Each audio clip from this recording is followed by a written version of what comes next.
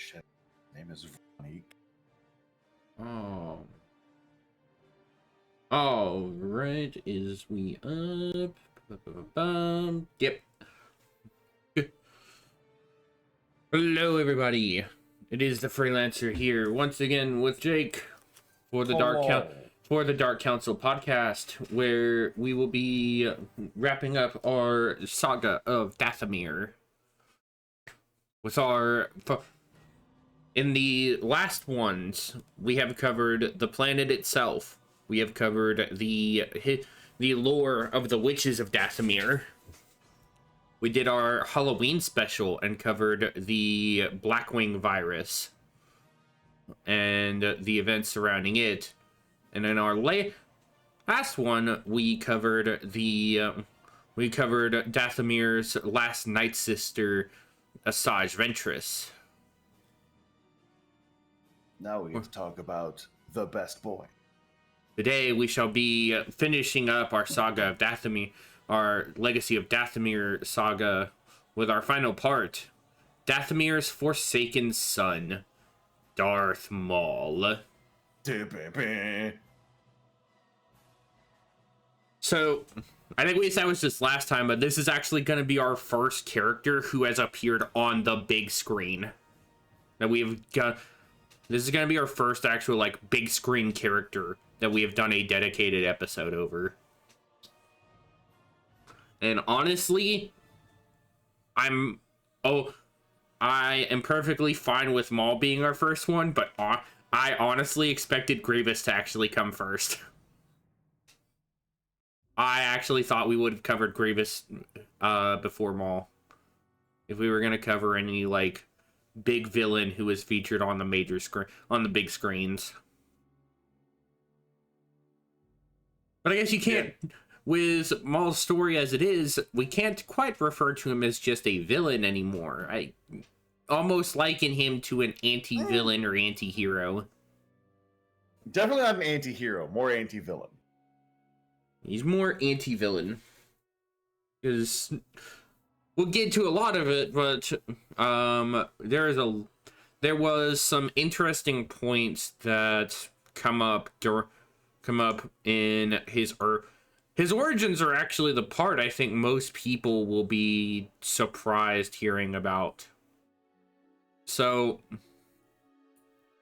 as we normally do for these episodes, let us dive right in with our summary over the good Maul.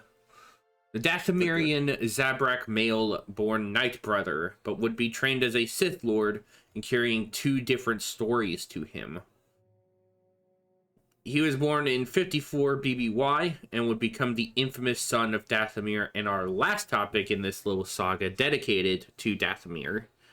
However, Maul's story is told in two different parts, covered from his origins and ending in canon and legends. So, as such, I will cover both parts separately.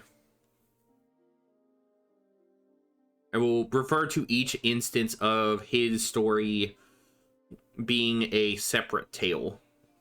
Everything up until his appearance in the Clone Wars will be null and void. Like, those are two separate instances of what his origins were. Because even the stuff that happens during episode 1 has some very different storytelling to it. Some of which I would have liked to go in depth with, but after how long we went with Ventress and some of our topics thus far, yeah, I think we would like to wrap it up so we can get out of the Clone Wars and get into other eras. Yeah. Because there's been a lot of in mind. Well, we have very different ideas of what our next one will be, but we get to play the game again at the end of this episode. So I love by the way, you lose. You lose. I losed? Yeah. I lose? Yeah, what you did lose. You lose the game. Which one? The game. How did I lose it? You lost it. We didn't even play it yet.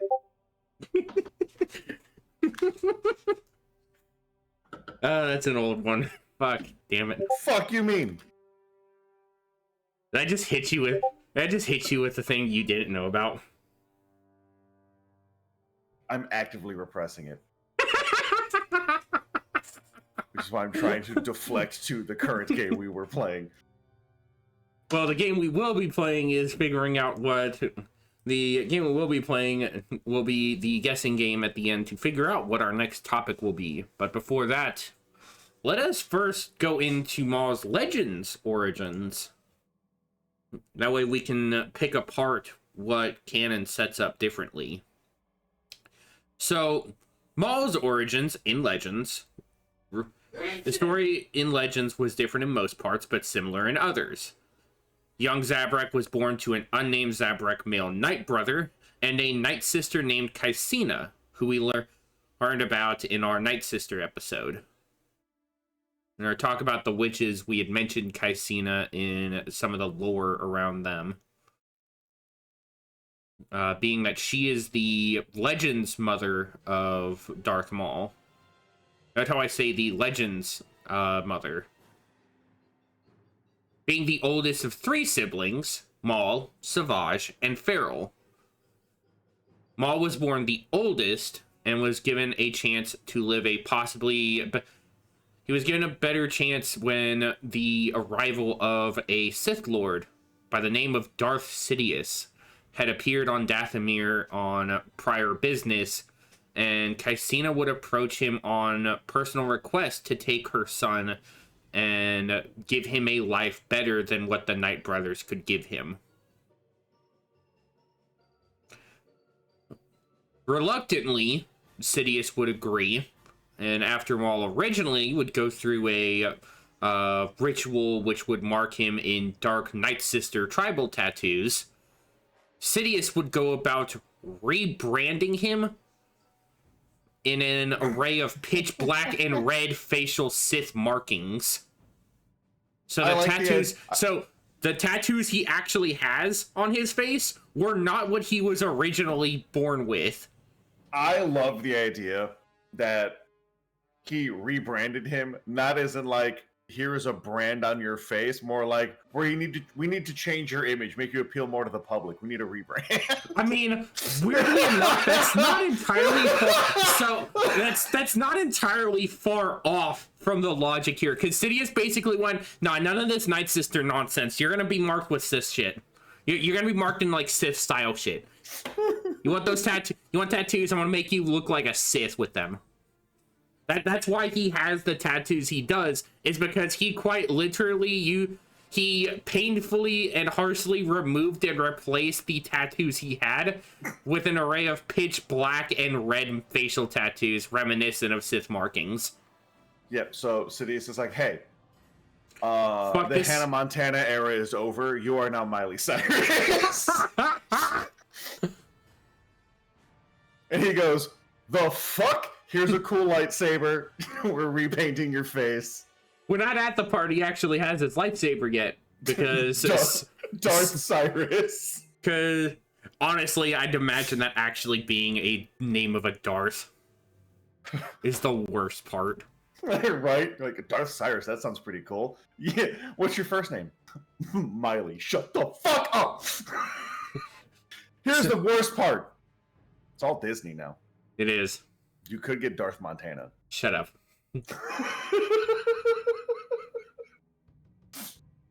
So, to absolutely nobody's surprise, Sidious was not exactly the kindest mentor in training Maul. That's crazy. And would be even less so in the trials he would put him through, ranging from harsh weapons training, which resulted in a instance of his caretaker droid TD-D9 uncovering his first manifestation of using the Force by grabbing a thrown wooden staff that the droid used to attack Maul with and grabbing it back to him. Nice. He would also go about enduring giant rocks being hurled at him by his master to see if he could return them back in a fit of anger. If you can dodge a wrench, you can dodge a ball. I'm just imagining Sidious sitting in his fucking throne chair, his dumb little hover chair, and just be like, wrench, rock. Here's a droid. Eventually, he would be taught all about the Sith and Jedi, and trained in with a training saber before he would go on to actually have his official saber. He would be learning about his new life to be and his newfound enemies through this time training. Around 44 BBY, Maul was sent to a training academy on Orsis at the age of 10 to learn assassination skills under a fallen man named Trezza, who was an old associate of Darth Plagueis. The young Maul would be set to fight in the academy and would depart on a break with Sidious, where they would arrive on the ice world of Megiddo. He would be ordered to traverse back through a mountain like Sidious had done years ago as an apprentice himself. And when Maul returned to Sidious expecting praise, he was instead rewarded with a surprise ice bath in a nearby lake. Oh no! It's Piccolo training Gohan. Having to use his anger to get himself back to shore safely, enduring the chilling ice water swim. Literally, Piccolo training Gohan. Yo, Gohan, get angry. I know when you got angry, you beat the shit out of Raditz. I need you to get angry. Clothes beam. This is easily my most magical attack. Oh, you know what the fucking worst good. part is? You know how you know how I'm running that Dragon Ball D&D game? Yeah. In that fucking homebrew book, there is a spell that is fabricate clothing. Yeah! Oh, that'd be the only spell I'd use. I'd use it to strangle and or trip up my enemies. Makes it very convenient when you don't have the available clothing on hand. That's right. Clothes beam, just a really, really tight scarf.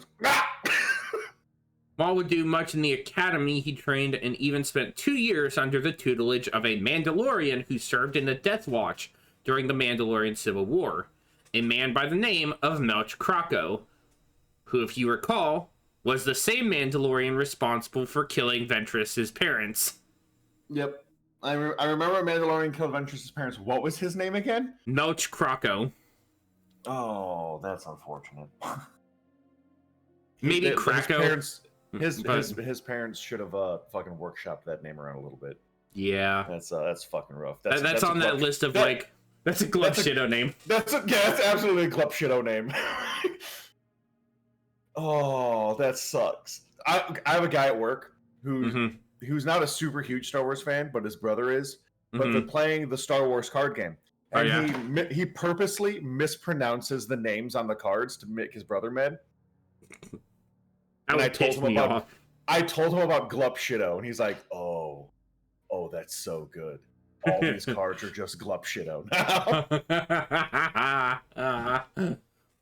I'm gonna play Glup Shido right next to Glup Shido. It's gonna be so good. So, after being told during his tenure he would not be allowed to use Force powers during a duel in his rite of passage, a trial known as the Gora, against 2 rival students, he would in fact unleash his abilities upon them and would even attempt to lash out against Melch himself. He was ultimately successful in said trial, despite Sidious not being too pleased at the reveal of his power. Later on, he would go to take on his final test. In 37 BBY, Maul departed for his last test his master had for him to prove his worth. At the age of 17, Maul was sent to the planet Hypori, where he would have to survive on his own against hordes of assassin droids. After a month of this, Sidious returned to face his now heavily weathered down apprentice and challenged him to a duel, upon which he would easily defeat the weakened Maul and would conclude Maul a failure, until Maul retaliated in a fit of rage against his master, striking his master by wrathfully biting into Sidious's hand, spitting his master's blood back in his face as an act of contempt. That's crazy. He Mike Tyson Sidious, dude. Maul, thinking he would then die for this retaliation, would find he had in fact succeeded. For all he needed to prove was that he would be willing to strike against his master at any point. Because what's the ultimate rule of the rule of two? That would be apprentice kills the master. Mm-hmm.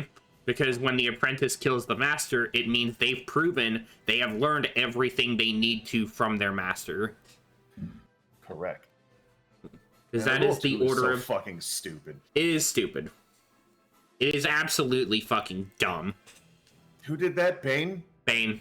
Yeah, fuck you, Bane. Dumbass. To be fair, he did it with the intent of trying to follow Revan's example, because the Sith had fallen back into a state of, like, power-hungry, greedy, like, fame and infamy shit. So yeah. So Bane saw the Sith Empire as a failure, and when the Sith Empire would ultimately go about thought bombing themselves, yeah, Bane and his apprentice would be the only ones alive. It's fucking stupid. But Bane went about this with the intent of using Revan's mentality and how he and Malik performed. A master and apprentice, where the apprentice would go about usurping the master to prove they had ultimately succeeded. Because in Legends at least, the rule of two is established because as a form of, like, as it stated, a form of progression from master to apprentice. Yeah, it's survival of the fittest. It was not just survival of the fittest, it was a path to create the strongest Sith, so that one day they could return and usurp the Jedi from control of the galaxy. Yeah, but then you only get one, and you trained that person to only be one. Because so instead of having a massive Sith empire, you have one Sith.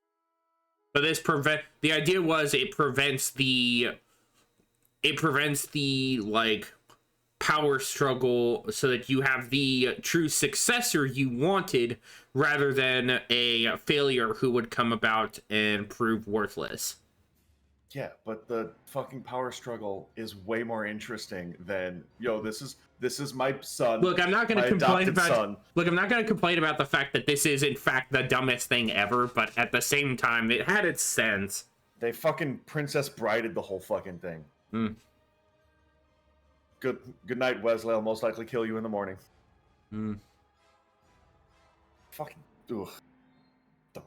But Maul by this point had also built up a code of honor in himself, which Sidious found distasteful. And finding Maul's mercy of quickly dealing with foes he found as worthy opponents was not the attitude a Sith needed. You are too nice to your enemies. Throw sand in their eyes.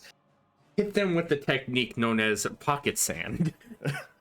You should do the thing where you turn your lightsaber off mid-swing and then turn it on after they block and stab them in the eye. The worst part is, I'm pretty sure he would have done that, considering he specifically he actually learned some of Exar Kun's, some about Exar Kun. He could have very easily done that. Dude, that's the best technique. It's the coolest technique. And yet it is like a fucking taboo even amongst Jedi. Jedi and Sith think that shit is taboo. They're like, right? That shit is... You could imagine creating this fucking, like, fighting style that is so taboo that not even the Sith want anything to do with it. the Sith are like, no, I'm gonna backstab you. Turn my lightsaber off in combat? Nah, that's stupid. No. That is rude. We don't do that. But You should do the thing where, oh, what the fuck was that? That skit where it's Anakin and Obi-Wan, and Anakin's turning off Obi-Wan's lightsaber. I know exactly what you're talking about. What you're talking about. Yeah, because Anakin was turning his off, and he's like, yo, you can't do that. You can't turn your lightsaber off in mid-combat. He's like, fine. And then he just starts turning off Obi-Wan's. He's like, I don't know what's going on. I was like, Master, you weren't supposed to do that. You can't turn it off during a duel. Are you turning my lightsaber off? Why would I do that, Master? Yo, we should do this for everybody.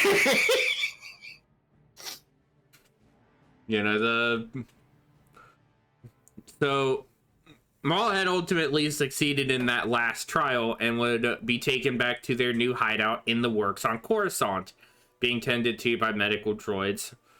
Following that, he would go on many missions, including the first being a hunting of a Jedi Master named Ciolo Manka.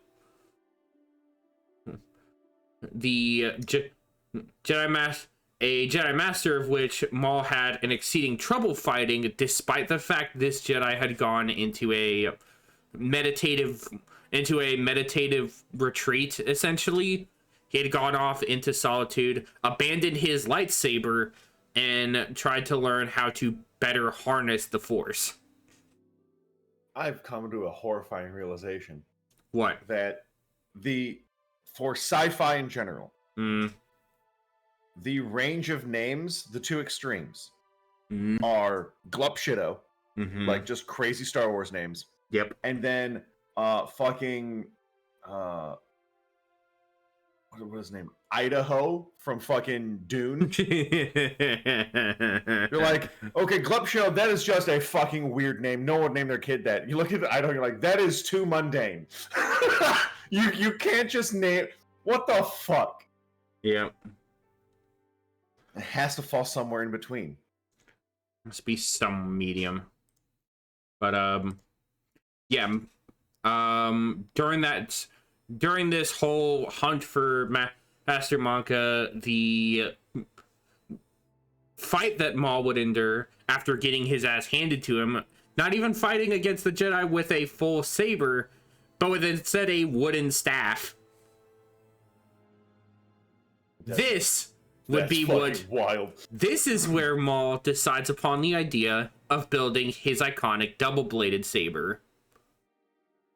And he would use this, dealing a fatal blow to the Jedi Master after believing he had been beaten, stabbing him in the back with the second blade. Oh, what a motherfucker. Oh. He Mitra Surik, that guy. Fuck. I'm never gonna get over that. That is probably the saltiest I've ever been in a book. Yeah. Problem is, it was a great book right up until like the last chapter. I was like, fuck! Yeah, it really made you feel so fucking...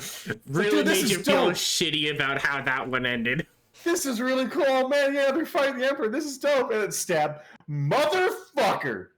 Book is trash. I love the book. Fuck, it's trash. I hate it. Mitra stabbed, T3 blew up, and Revan got tortured. Revan got locked up and tortured for over 200 years. It sucks, dude. It sucks so hard. It's rough. It's rough. So the following this, Maul would also come to be involved with a kidnapping of a person who later becomes one of Palpatine's top advisors, the Umbaran, the future senator of Umbara, Sly Moore. As well as this, he would be involved in an ordeal with a failed spice business and the Trade Federation, on top of helping organize an uprising of the Yinkori people against the Jedi, to which the Jedi would come out successful, much to Maul's dismay. Despite the fact that the actual effort was a success in Sidious's eyes, showing that they could they had a plausible way of being able to overpower the Jedi, knowing that the Yinkori were destined to fail. They could do something like this, but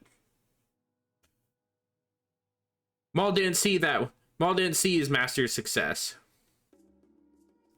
After that, Maul would also be involved in more careful actions. One of which involving a complete sabotage of the Lomite Limited and Intergalactic Ore companies, as well as a criminal faction by the name of the Tomb Clan.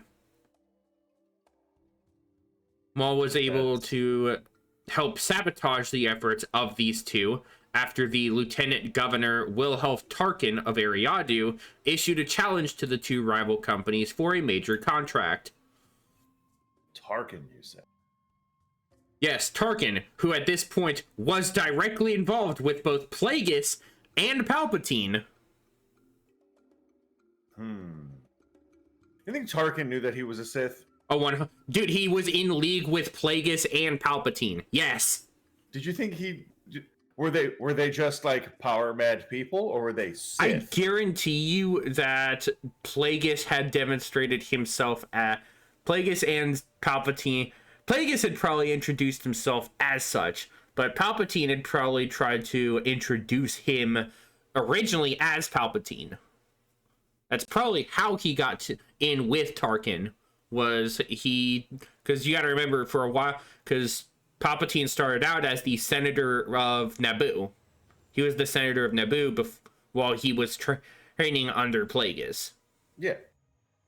And so it makes sense that his connection to Tarkin would be as a representative of Naboo, especially given how close the two systems are to each other.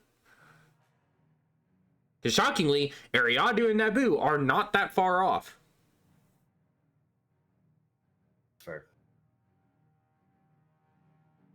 But yeah, that's how I imagine Tarkin even gets involved with it, because it makes sense, especially when you look at it on the grander scale. I don't think Tarkin initially would have gone off on the idea of utilizing something like the Death Star without what Palpatine had planned, without knowing who Palpatine was prior to his ambitious plan of overthrowing the Jedi. It just makes sense to me. That's fair. But during this whole thing, Maul would be sent to the planet Dorvala to orchestrate the ultimate failure of both organizations to aid the Neimoidian Viceroy Newt Gunray to further positions and relations into the Trade Federation Directorate by securing Dorvala. Maul would cleverly sabotage and eliminate many operatives and agents of the groups and carefully orchestrated the downfall of the three groups and the security of Dorvala for Gunray and the Trade Federation. Possibly Maul's most daring mission, and as well as dangerous, which proves his strength beyond whatever the plot says. Because I'm sorry, this man gets shafted way too often by the plot. Yeah. Maul would be sent to a prison called Cog Hive 7 under the alias Jagannath, all with the mission to locate a fabled weapons manufacturer and dealer, Iram Radiq, and procure a special nuclear device from him so that he may secretly deliver Radiq's enemy, the Bando Gora. Remember that name, by the way. They show up again. Bando Gora. Bando Gora, okay. Is we have mentioned one of their members before. So the true showing of where Maul's fucking insanity of skill comes in, Maul would be ordered to take part in organized fight pits in this prison. He would be ordered to not fight with his force powers and would take on various beasts and alien warriors. The first, a Yuzon Vong warrior wielding an amphistaff. Jesus fuck, already? So, it was not originally identified that this was a Yuzon Vong. However, that is very clearly what it was. Oh my god. They did not know who the alien warrior was, but it was clearly identified that they were a Yuzon Vong based on the characteristics and the fact they wielded an amphistaff, a weapon specific to the Yuzon Vong.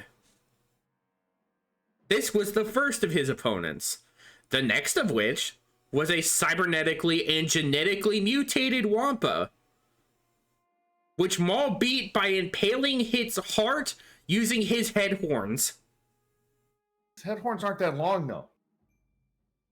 He was still able to kill that thing by straight up headbutting the thing through the chest.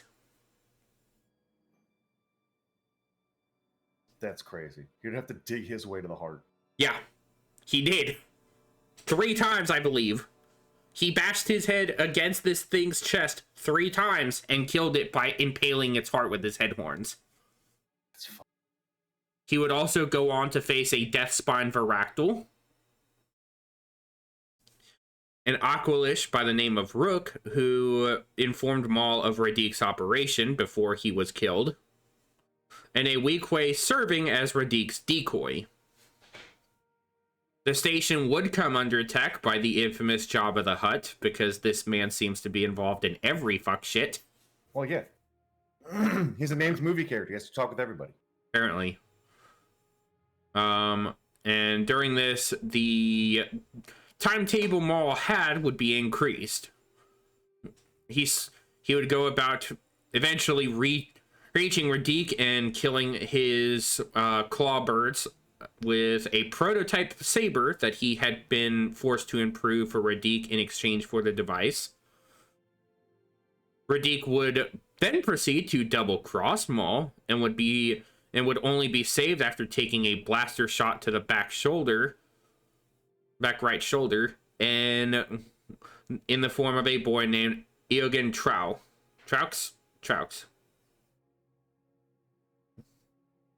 He would later, after facing off against her, join forces with the former Jedi Kumari Vosa, who had become the high priestess of the criminal organization known as the Bando Gora. Oh, hey, they're back again. This same individual is also the one who I identified later that Ventress in Legends gets her lightsabers from after Jango kills her. Oh.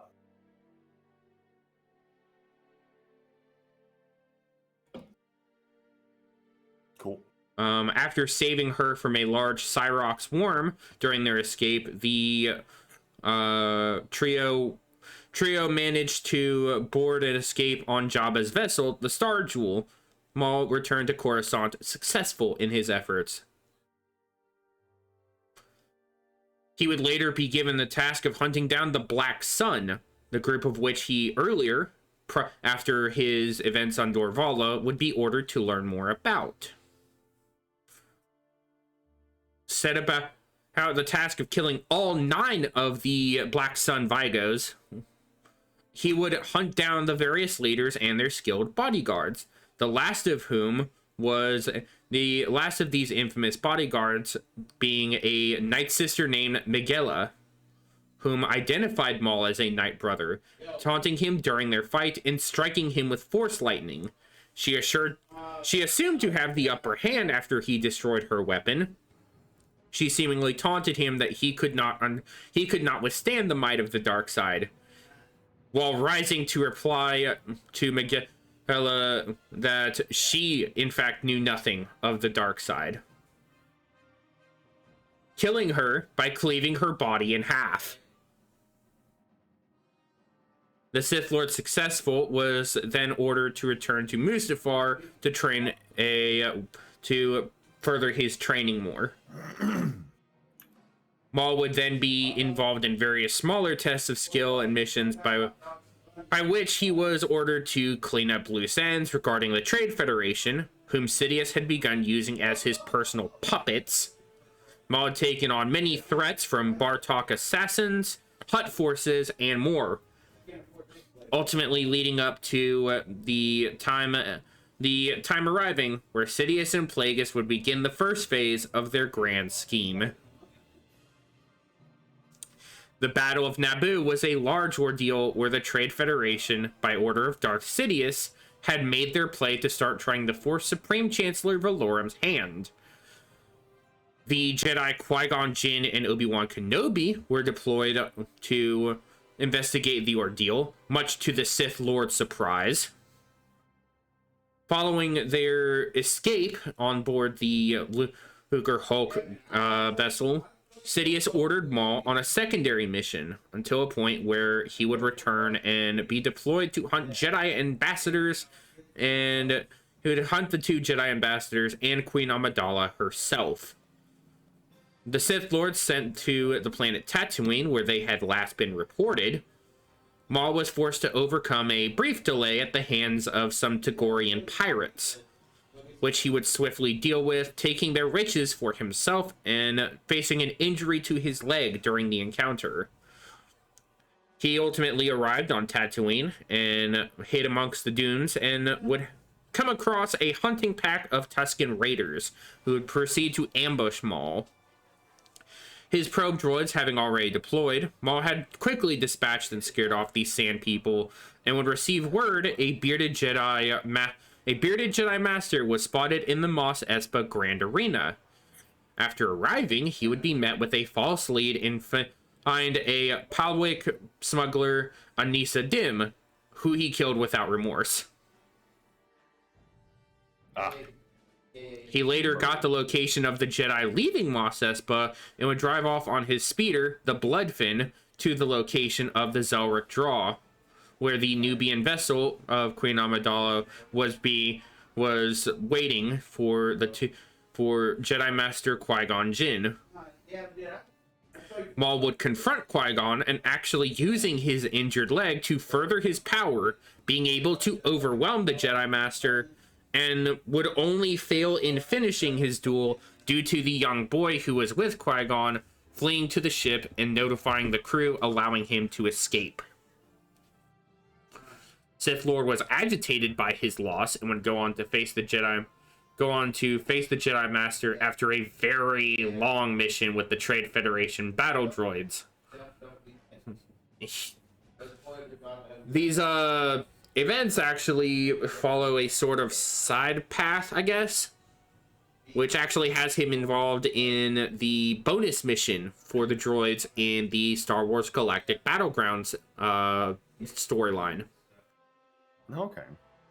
Because during the bonus mission, 9 and the droid army are fighting a massive Gungan force in the swamp.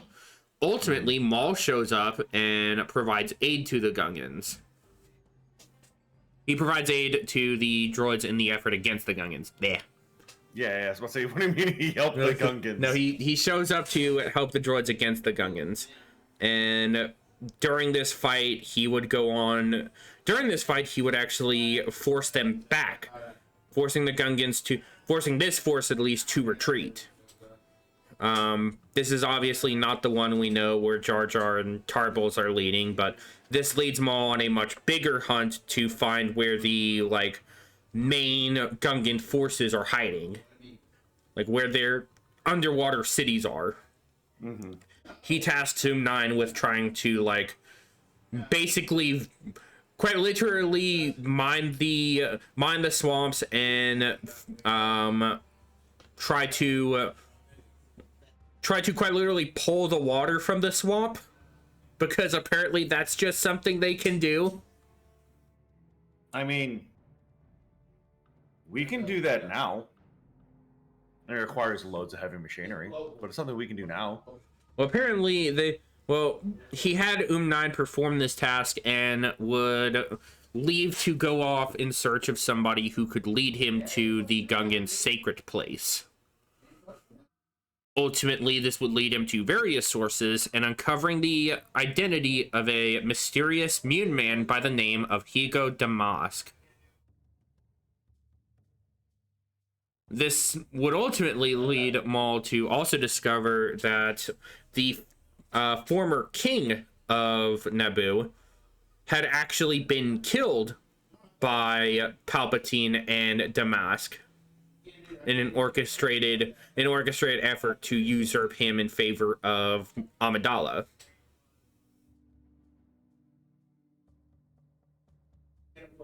That is how Queen Amidala ends up as the leader. The prior king of Naboo had actually been forced into hiding and killed.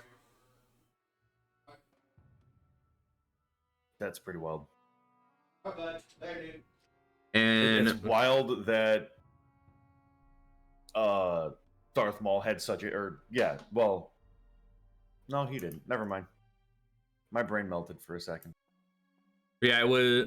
Yeah, the whole thing would lead Maul to various individuals and would ultimately have him spiraling into doubt about believing this Damas character was involved with his master's rise to power.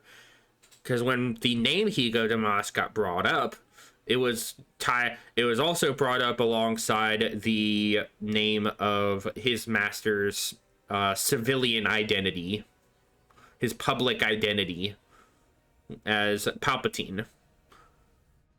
This kind of had Maul believing that this character was not somebody he initially knew, and in a vision he had on Cog Hive 7, where a mysterious figure and the name Plagueis had rattled in his head through this vision, he started trying to put two and two together that Damask and Plagueis may be connected or the same person.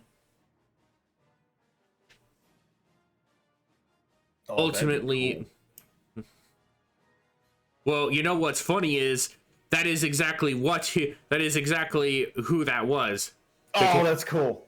Because Hugo Damask is Plagueis. Because that's the identity he presents himself as when he meets Palpatine. Get it? Because he was wearing Damask? Mm-hmm.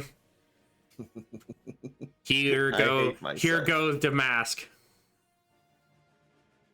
That sucks. I hate myself. We all hate it. It's cool, but at the same time, it's so fucking dumb. It's Broly all over again. It's Broly. He's so cool. But he's so fucking dumb.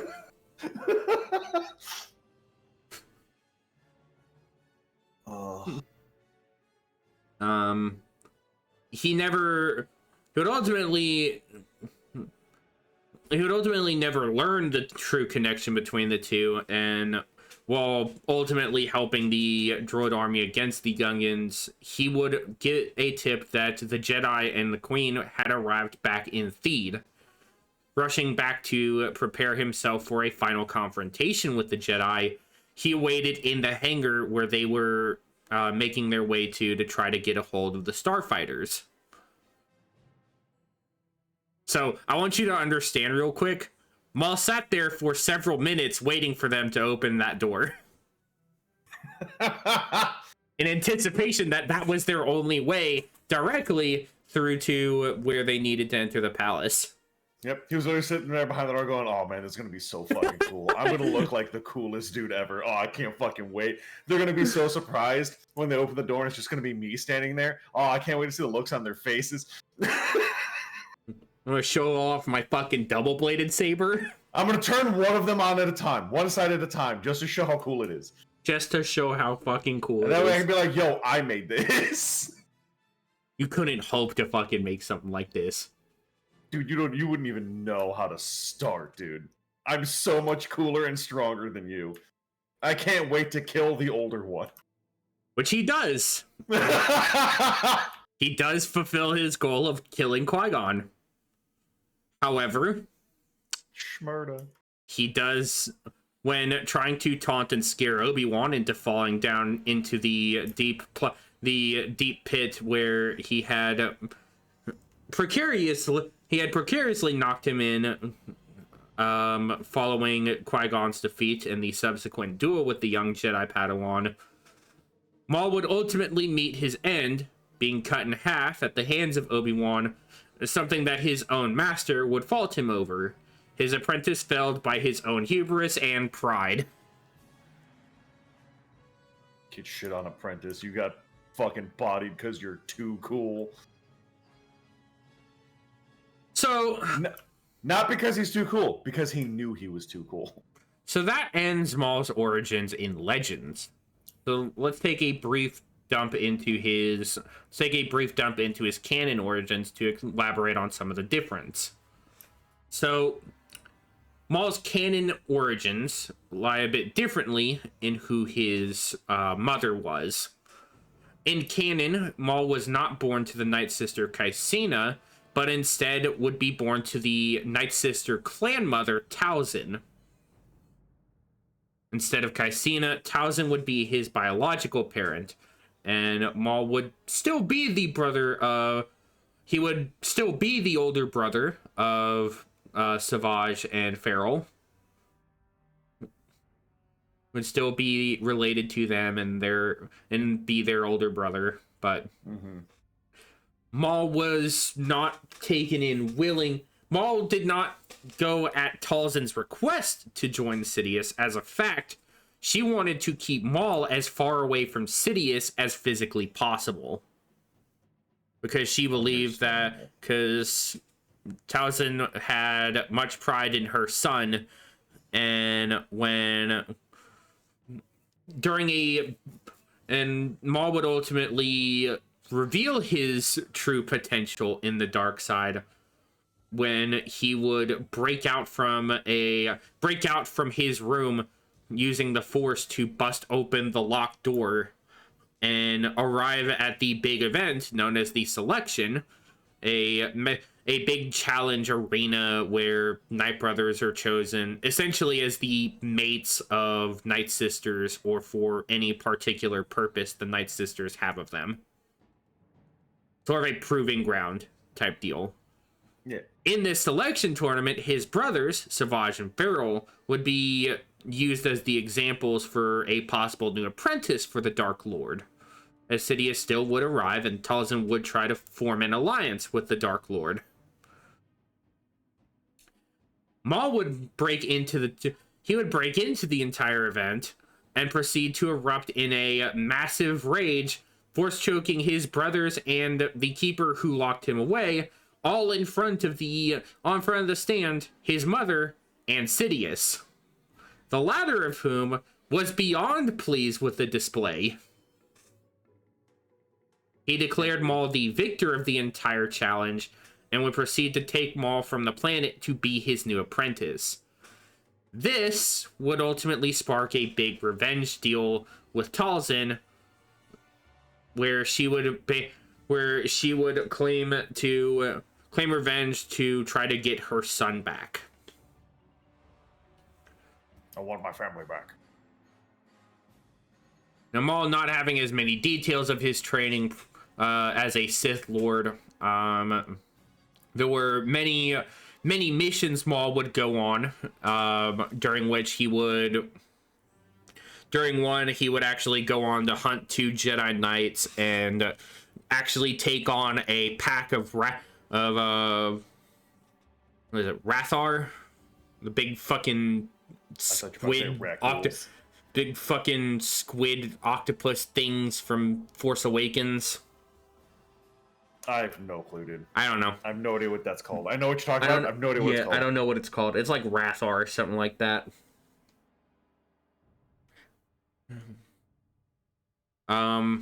He would also be involved in a big auction in the Kellock sector following the hunting of a pirate who had been messing with the Trade Federation. He would come to be involved in the hunt for a Jedi Padawan who was to be the prime piece in the auction of the Zersis cartel. He'd organized a group of bounty hunters to go in and try to scope out the entire thing. Various infamous names and some not really known. Aura Singh and Cad Bane being among the more commonly known. 2 others, Vordelio and True Trill Tech, were the 2 others to be involved in Maul's big bounty hunter party. Following the auction and the Padawan being claimed by a rather sleazy crime lord, Ultimately, the shuttle carrying the Padawan would be shot down after Maul's bounty hunters had basically been ordered. Well, I say Maul's bounty hunters, but we actually know that it's not Maul that does this. It's Hondo.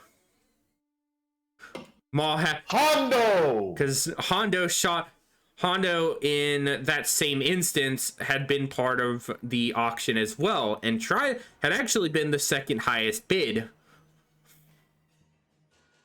Though he would not win the Jedi as a prize, he still would try to pursue the prize, having ordered his men to shoot down the shuttle, and would go upon taking part in the later hunt for said Padawan and the bounty hunters, who Hondo hired to shoot down the Padawan shuttle. Dude, Hondo's playing 40 chess, dude. Hondo plays the big games when it comes to credit game. Hondo is this is the same man who managed to fucking 5D chess around his fucking way into getting Dooku, Anakin, and Obi-Wan in his capture. Yup. He had captured 3 fucking prominent fucking Force users. One of the 2 big fucking Sith Lords and the 2 biggest Jedi Knights. Yep. Look, I have them captured. Look how captured they are. They could never escape. I have them so captured. And then Jar Jar happened. Of course it's Jar Jar. And then Jar Jar happened and they weren't as captured anymore. God damn it, Jar Jar. Ruining everybody's plans all the time. But the bounty hunters would ultimately, as we know, work together with the Padawan following their subsequent betrayal. And Maul was among these. Maul had been a part of these bounty hunters and would reveal himself as a Force user and not exactly a Jedi. The Padawan taking much exception to this, but ultimately seeing that they needed to work together. And while they would ultimately survive their whole encounter, Maul would be the only one alongside the bounty hunters to walk out of there. Because Maul, in fact, because as we know in Hondo's story, the Padawan was killed in the whole escapade. The Padawan was ultimately killed during the skirmish with the pirates and the bounty hunters. But Maul, in fact, is the one who kills her. Yeah. Maul double-crossing the Padawan, stabbing her through the chest following their very successful survival against the waves of bounty hunters, pirates, and assassin droids. Oh man, imagine a Sith fucking betraying you. That's crazy. Fuck you, Scourge. Sorry. That one slipped out on you, didn't it? Oh, the amount of no self-control I had. It just flew out of me, dude. Ultimately, Maul does escape with the other bounty hunters and returns to Sidious, successful in his efforts. Following this, Maul ultimately would meet his very similar fate, perishing on Naboo, never to be seen again. Dead forever.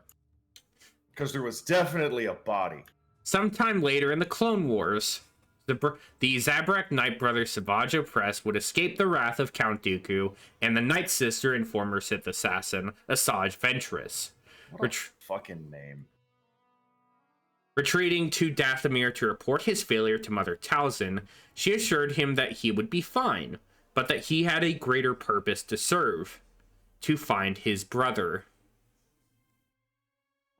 Given a small pendant magically imbued to help guide him on his mission, he would be set on the galaxy and arrive on the planet Lotho Minor. The junkyard world was perilous with its massive mechanical monsters called fire breathers.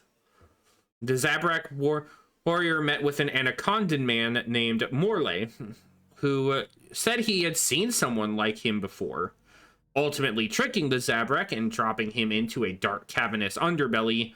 Within was a mysterious figure, cackling madly and angrily. The being attacked Savage and tried to kill him. Ultimately, Savage was wary, and when caught in hand-to-hand with the creature, it was revealed what, or rather who, it was.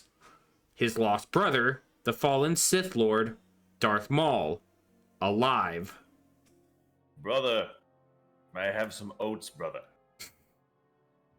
Maul had ultimately survived the fall, with his anger being the only thing keeping him running.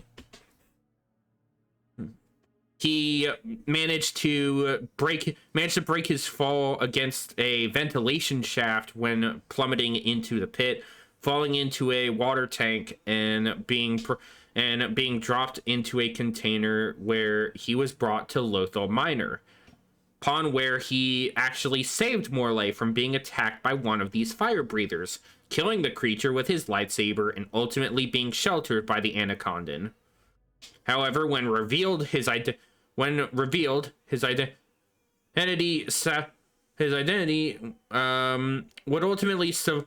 ultimately anger Savage by killing, with the snake alien being killed, thinking he basically was the reason Maul ended up broken like this. Ultimately, though, Maul had crafted the now cybernetically arachnid lower body, using that as a form of mobility, and ultimately being driven mad with the simple idea of revenge against Kenobi. The broken man was saved and brought back to Taliesin, who tended to him and curbed his madness, as well using the parts of broken battle droids from the earlier extermination of the Night Sisters to help craft a new pair of cybernetic legs for the Sith Lord.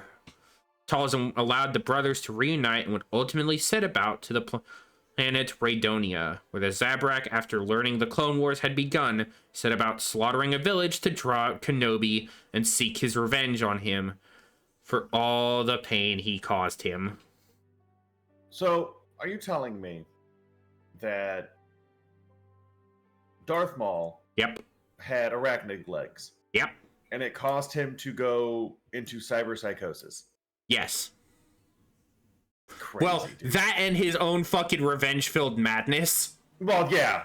I mean, revenge-filled madness, that's bread and butter for fucking Sith. That's nothing. Like, he spent 10 years down there. 12 years, actually. He spent 12 years in solitude, locked in there, with only the few things that Morley would drop down for him as the food that Maul would serve to feed on. The only thing keeping him going was his revenge for Kenobi. That's crazy. He wanted revenge on Kenobi, and that's the only reason he was able to retain even a sliver of himself. But ultimately, Obi-Wan would be baited out by their call for revenge, by their call for his appearance. During which Obi-Wan would be overwhelmed by the two Night Brothers and forced into submission. Captured aboard their makeshift transport, he would seemingly be basically left to die until a shocking new ally would appear, Asajj Ventress. Ventress, who during her tenure as a bounty hunter had come upon the appearance that Savage's face made his way onto the bounty boards, claiming the mark for herself and aiming to claim the 200,000 credits on his head. Oh, that's a good bit of money. Ventress arrived on Raydonia and snuck aboard the Night Brothers ship, and would ultimately aid Kenobi in facing off against the two. Though unsuccessful in defeating them, they were able to force an escape, and would cause the two brothers to form their own rule of two. Maul having decided to make Savage his new apprentice. During this, the pair would arrive to face the pirate gang of the infamous Hondo Naka, trying to have them join as part of their newly forming criminal gang, serving as a sort of power base for the two to build off of.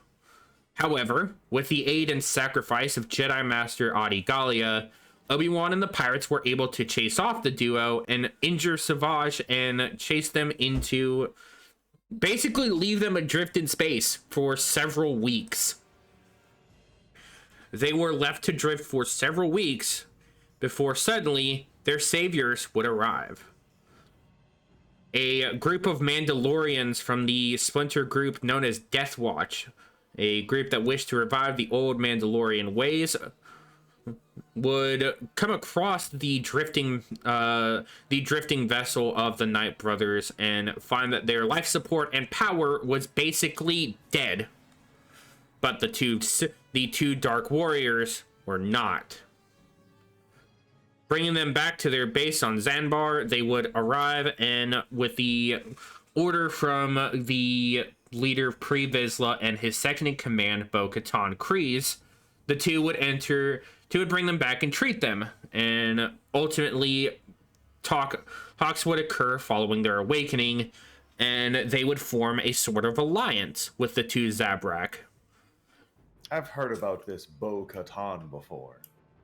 Mm-hmm. I heard she steals the limelight from another guy. Yeah, she does that. But then again, he did it to another Mandalorian dude. So fair play. Except the other Mandalorian dude didn't get as much screen time. So I mean that's also fair. Yeah. Also, the same dude was basically overshadowed by the small green creature he kept carrying around. Man, it was expressly built with the intent of marketing. I hate Baby Yoda. I'm not afraid to say it. I hate Baby Yoda. I hate what Baby Yoda represents. Merchandising. The mouse. I was gonna say just merchandising in general, because that's literally what Filoni thought about, what Filoni and Favreau thought about when they made him. Oh yeah. Like when they made Baby Yoda, they knew what they were doing. Man. Sad. But the only cool part about Baby Yoda was Baby Yoda getting punched. That was the dopest part of Baby Yoda.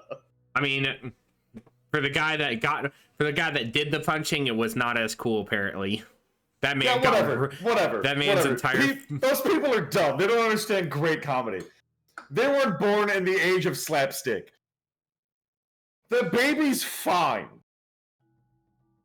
Baby is also not real.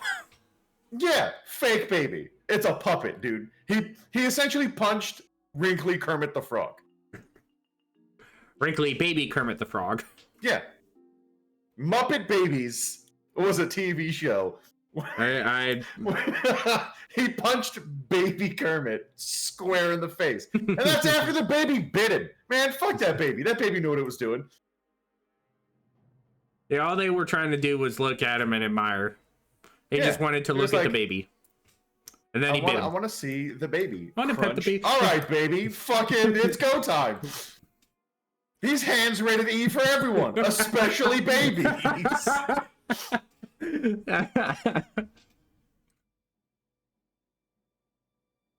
Yeah, the Death Watch and Maul and Savage would enter into a sort of alliance to help return Mandalore to not only help return Mandalore to the Death Watch, but also to get revenge on Kenobi, a person of which both parties had a mutual assured hatred for. Why did the Mandos hate Obi-Wan? Because Obi-Wan, earlier in the Clone Wars, helped basically foil their plot with Dooku to take over Mandalore by framing Satine as wanting to force a Republic invasion. Oh, we hate Obi-Wan because he foiled our fucking non-Mandalorian-esque plans.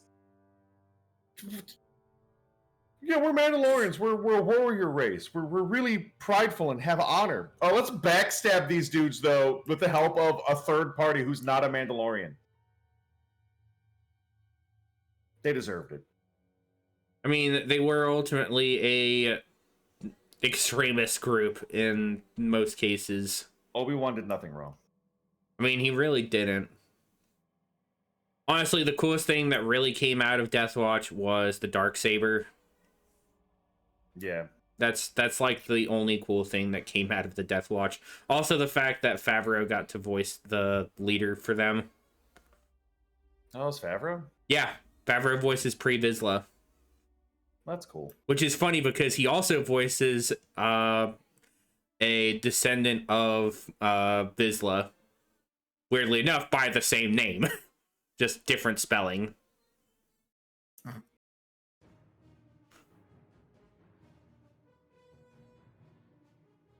Like, exact same pronunciation. It's just different spelling. I'm not kidding. Well, no, it wasn't Pre Vizsla, it was Paz Vizsla was the name of the individual that Favreau plays in. He's the big burly Mandalorian from the series. He's not Canderous. I mean, he's almost as cool. I will give him that. He is almost legally as cool. distinct, not Canderous. He's later years Canderous. He's Mandalore the Preserver era Canderous. Yeah.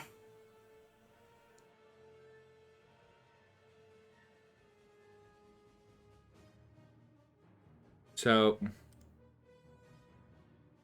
through the little alliance that the two would form, Savage and Maul would go about planning their own scheme in order to use the Mandalorians as their power base.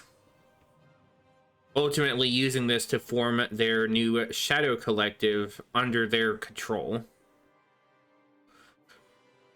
The group, having decided that using some more unsavory and outside sources for their grand scheme would come into play.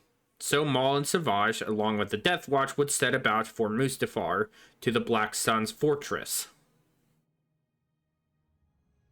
They would arrive and be met by one of the Black Sun's major attendants, Zaitan Maj, and would arrive into the Grand Hall of the Vigos of the Black Sun, where when they would ultimately proclaim that they would not bow to anybody, Maul made sure that Maul had Savage teach them that if you won't bow, you die.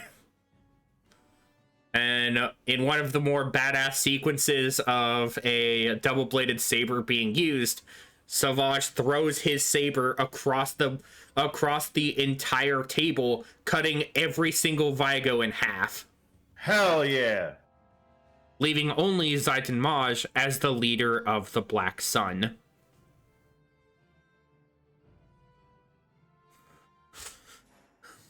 This basically asserting them into the form that the Shadow Collective was taking. Returning to Zanbar to organize themselves more, and without needing to even hunt them out, the Pikes would soon follow. A group of infamous spice dealers from the planet Obadiah, with whom the Mandalorians would seek out the next of the three major criminal syndicates. The Hutt clan. Arriving on Nal Hutta, the Sith had tried to make a deal to which the Hutt Council had declined. Assaulted by the Hutt's bounty hunter guards, the group were at first on the run until Bo-Katan and the Death Watch arrived with aid. The only one who didn't escape was Oruba the Hutt, who had they headed for Jabba's palace on Tatooine, ultimately killing Oruba and forcing Jabba to be the one to assign the joining of the Hutts to the Shadow Collective. Time was now that the Death Watch would finally get their conquest of Mandalore. Maul and Savage staged a criminal takeover and invasion that provoked violence and death in the streets, overwhelming the Mandalorian security forces. The Duchess Satine Kryze of Mandalore, the current ruling body, would ultimately be left powerless and incapable of stopping the overwhelming violent invaders. Due to her own beliefs and pacifist ways, she had basically assured that the Death Watch's inevitable arrival would basically paint them as heroes in the eyes of the people. Death Watch appeared and took down, air quotes, Maul and his criminal invaders as heroes for the populace of Mandalore, showing them that the pacifist ways of the new were not working compared to the warrior ways of the old. However, they would come to double-cross the two Dark Warriors after usurping Satine and imprisoning her. Maul and Savage would respond in kind by breaking out and freeing the former Prime Minister Almach to use as a puppet. He confronted Pre Vizsla in the main throne room of the palace on Mandalore and would come about facing him in single combat for rulership of Mandalore. A duel ensued, and Vizsla would quickly become overwhelmed by Maul and his brutish fury. Maul, in Vizsla's final moments, he simply stated that to the victor goes the spoils. Maul beheading Pre Vizsla in front of the Death Watch, he would claim the Darksaber as his and split the Death Watch in two. Bo-Katan had not been in support of Maul and his people, and would ultimately try to usurp the duo to no avail. Ultimately, the Death Watch would be split into two halves, the loyalists under Maul, and those who believed in the true ways of Mandalore and the fact that it should be the Mandalorians in true control. Kenobi, still being Maul's ultimate goal, allowed Satine in a rescue attempt to free her, making a call out messaging him for rescue. Obi-Wan would arrive, having caused the destruction of Anakin's personal ship, the Twilight, and would be captured by the Sith Lord and his brother in his own attempt to help Satine escape off-world. Bo-Katan had failed once already, and the Death Watch had taken on the iconography of this point to Darth Maul's likeness, which, by the way, is actually a pretty badass design for them. Oh, yeah? Let's see if I can pull it up. Oh, Death Watch.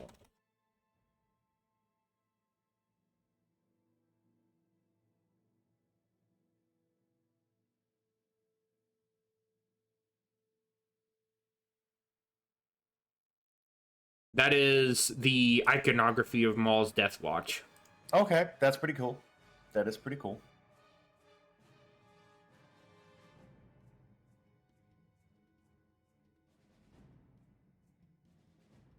By that point, they had adorned themselves in this styling, and Maul and Savage were able to capture Kenobi in his attempt to escape with Satine.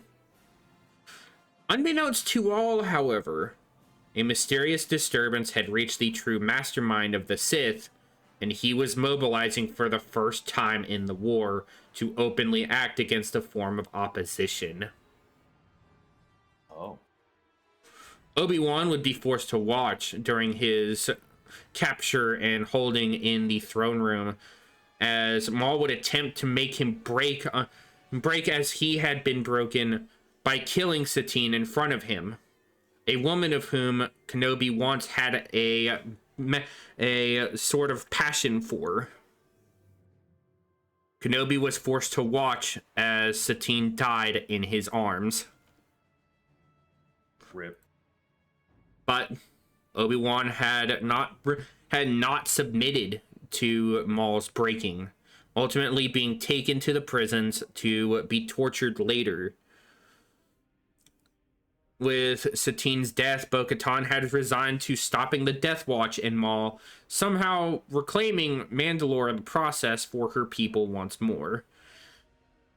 She would come to aid in Kenobi's ultimate escape from Maul and the Death Watch, and was met with Maul, during this whole ordeal, was met with a dark presence approaching the throne room of the Grand Palace. He recognized the arrival of none other than his former master, Darth Sidious. Seeing Maul alive and well, Sidious would also see Savage in his presence. Recognizing Maul not as his apprentice anymore, having moved on from his simple little standing, he only saw a newfound rival in his rise to power, an opposition. Sidious would ultimately throw about the two like ragdolls inside the throne room, tossing them from the room outside, to which they would engage in a heated duel. The two Knight brothers were forced to fight the much superior combatant. Despite the two of them being very strong in their own right, Sidious vastly overpowered them. Yeah, that's fair. The two fought it out throughout the entrance stairway of the palace, and Sidious, using a highly acrobatic mix of Juyo and Ataru, the two Zabrak men were quickly overwhelmed, and Maul would watch as Sidious killed his brother, magics of the Night Sisters that bolstered Savage's abilities dissipating as he passed away in Maul's arms. Sidious taunted Maul with how incapable his apprentice was, to which Maul was angered at the loss of his brother, and his brief fight resumed with Sidious, who forced Maul to heal, making him beg for mercy, to which Sidious only replied, "There is no mercy," assaulting Maul and torturing him with a torrent of violent force lightning, maiming his former apprentice and leaving him unconscious and captured. Maul would be taken captive and tortured on the remote world of Stygian Prime, on a facility known as the Spire. Ultimately met with his Death Watch forces, they would escape, and Maul would attack the droid General Grievous on Zanbar, where he found refuge with his Death Watch commandos following his escape. Maul was chased off by Grievous, having still not recovered from his duel, and was forced to escape once more, seeking out Mother Talzin to get revenge. Talzin had planned ahead, assuming the Sith would come after her, and would have Maul go to Ord Mantell to lure Dooku and Grievous together into a trap. This act would see the two captured after a battle with Maul's Shadow Collective, and would ultimately fail in overwhelming the Sith Lord. Both Maul and his army were able to best Dooku and Grievous and actually capture the two for a time. Sidious, having been contacted by Maul, trying to goad the Sith Lord into coming to their aid, simply told Maul that they could be discarded. Oof.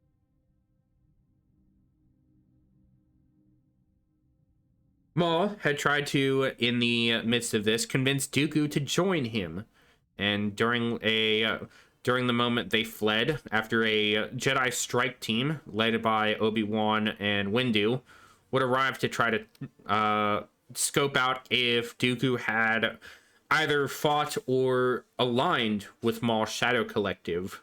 Dooku, playing ignorant to the entire thing, allowed them to escape, and would also see Grievous slipping out in an escape pod during the whole ordeal.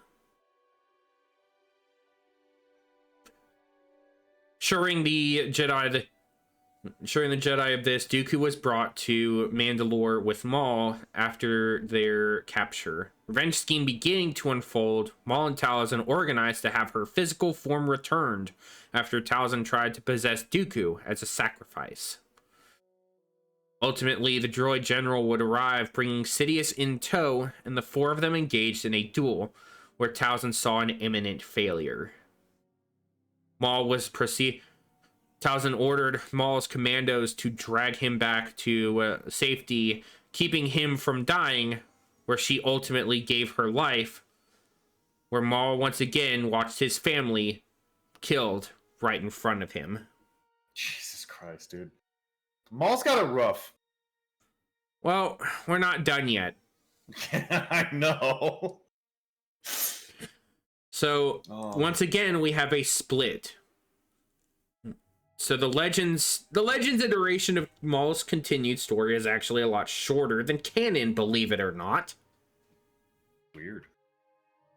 Maul only really has 2 major appearances outside a few references following his death, and appearing as a hologram used by the droid Proxy when facing the secret apprentice of Darth Vader, Galen Merrick, on Raxus Prime.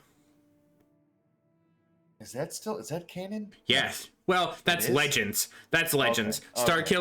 Starkiller and Galen Merrick are still Legends. They're not canon yet. I imagine they will get it. Filoni actually almost made him canon in Rebels, believe it or not. That's crazy. Because he was actually supposed to serve as like a mirror almost for Ezra. Originally, Galen Merrick was going to be the first villain before the Grand Inquisitor would appear. He was supposed to serve as a like analog for Ezra, almost like a Zuko type of deal. Okay. Kind of thing there. That's cool. I'm down with that. But he was going to be there for... Originally, the plan was, in the first drafts of Rebels, the first villain was going to be Starkiller, followed by the Grand Inquisitor, then Vader, then Thrawn. As it should be. There was supposed to be Thrawn was actually supposed to be the final villain in the 4th season. Each season was actually supposed to have its own respective primary villain. Yeah, and Thrawn's the best villain, so it makes sense that he'd be last. Yeah, that was their original. To go through all the underlings to get to the boss. Of course. And yes, I'm counting Vader as an underling to Thrawn. I mean, if you see how he is in the fucking Thrawn book, was it Alliances? Thrawn Alliance novel, which is like the second in the new trilogy. It's the second book in the new trilogy, which actually goes into Thrawn's connection to Anakin and Thrawn actually figuring out that Vader was Anakin. That's pretty dope. The only thing I remember is the commander of the Chimera. Can't remember his name. Thrawn's like right-hand man. In the old books or the new ones? Old books. Paleon. He was like, oh, imagine what would have happened at the Battle of Yavin or Battle of Endor if Thrawn was there. Yeah. They would have won. Probably. The battle would have been very different if Thrawn was there, but yeah. Instead, Vader was there and he fucking lost the Executor like a bitch. He didn't actually lose the Executor. That was on Piet. Piet was the reason the Executor failed. Because, think about it, Vader was not on the Executor to even do anything about it. Vader was on the Death Star fighting Luke. And the Executor went down because they shot an A-Wing and it crashed into their bridge. Dude, imagine a ship the size of the Executor being brought down because kamikazed by one small fighter and blows up. The smallest rebel fighter. Insane. Absolutely fucking wild. But yeah, no, Proxy was the whole thing with Proxy is one instance of Maul being referenced later as he was actually orchestrated as a program to utilize in Proxy's database per Sidious's request.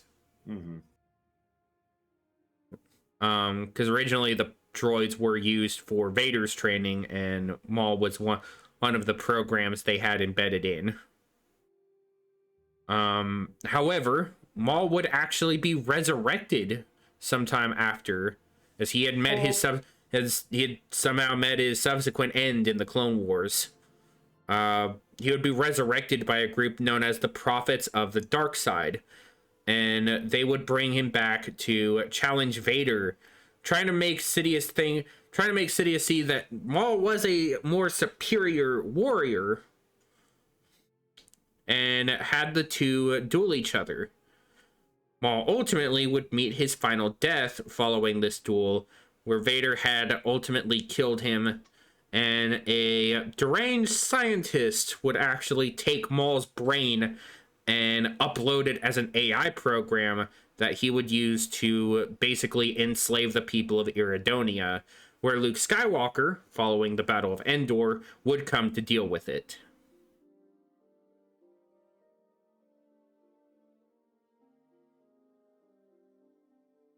That is Maul's legacy in Legends.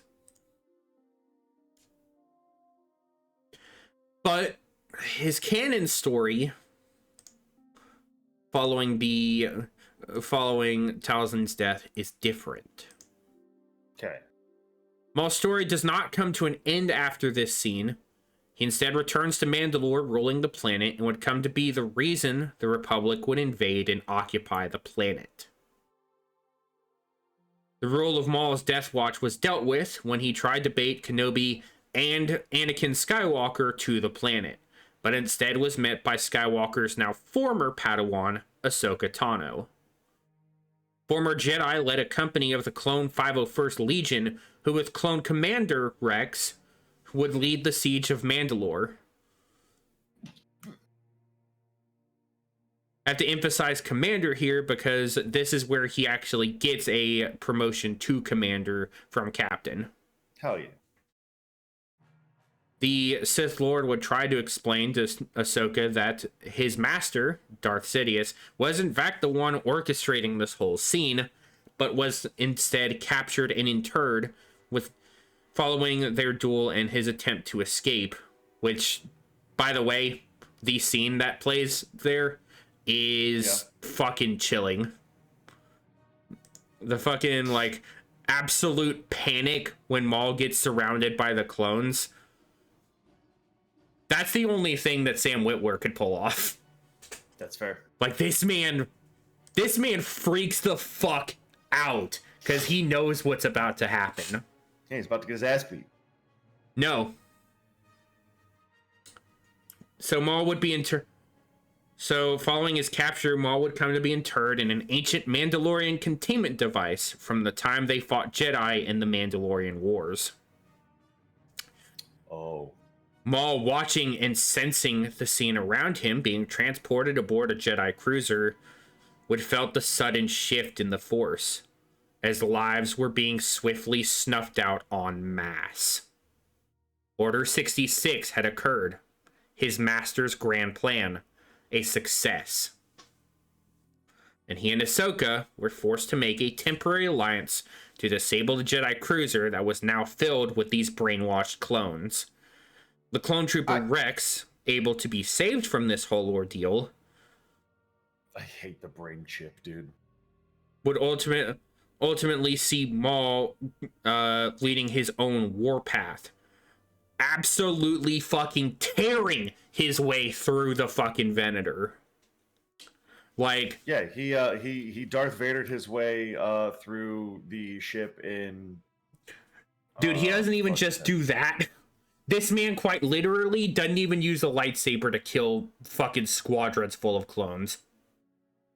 He's quite literally pulling apart whole pieces of the ship and throwing them at the clones. Hell yeah, dude. He's using the fucking ship to kill them. Use the ship to kill the ship. Part of the ship, part of the crew. Maul would go about brutally killing every trooper in his path and cause the destruction of the ship's engine room, using the Force to quite literally pull the engine pylons down around him. Hell yeah. Maul would not see the cruiser's final destruction. having escaped aboard a new class Republic attack shuttle. He would go into hiding, crafting a new saber, which appeared to be taken from parts of a former Inquisitor's double-bladed saber, but could also be the weapon of his deceased brother, Savage. He would go on to organize the 5 crime syndicates, keeping them from coming to blows with each other, still maintaining his Shadow Collective.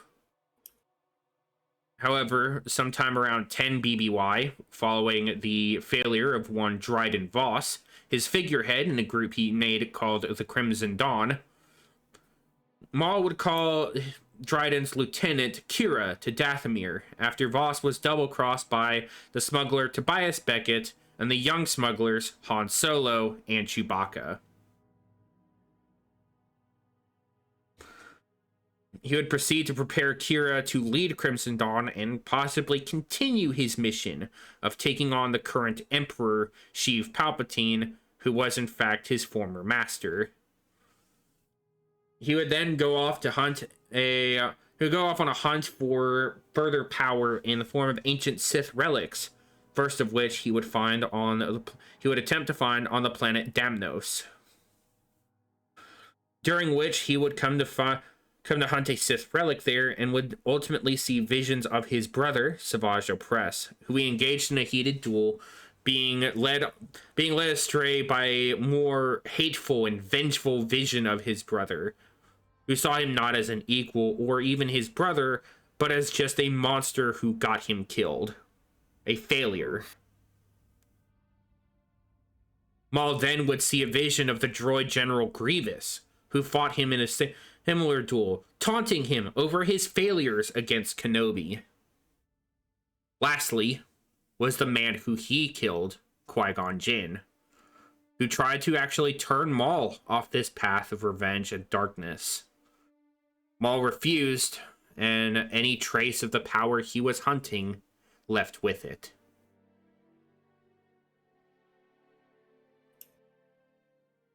Good God, idiot.